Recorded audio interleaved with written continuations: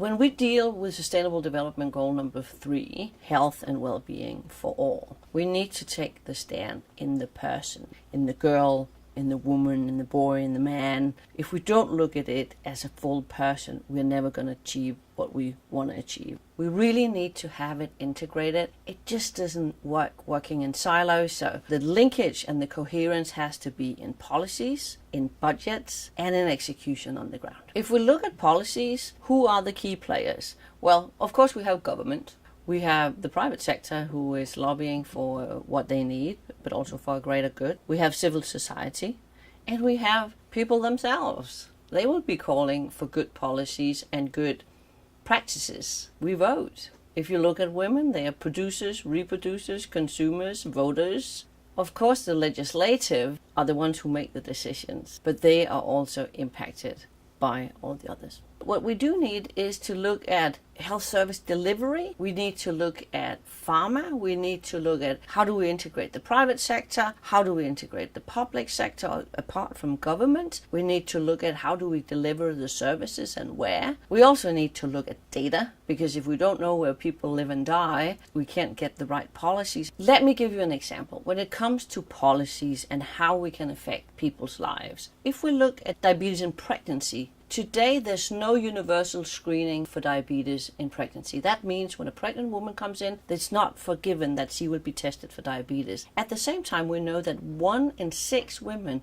get diabetes in her pregnancy. If we could have, through policies, through the right policies, a universal screening system, that would make a tremendous change. When women know their status on diabetes in pregnancy, they can take action. They can change their diet. They can kind of start getting more exercise to the benefit for both themselves and the baby and society at large, because this is expensive. If we let that go undetected, everybody pays for it. We also need to look at education, because education and health is so integral, particularly when it comes to non-communicable diseases. It's the biggest prevention. It's often in the schools. It's the first years in school where you also put down the habits, the bad habits, the good habits, where you can break them. It's in adolescence. But there we really need to look at what's the life and how are the policies gonna affect that. Not just piecemeal, but in a total.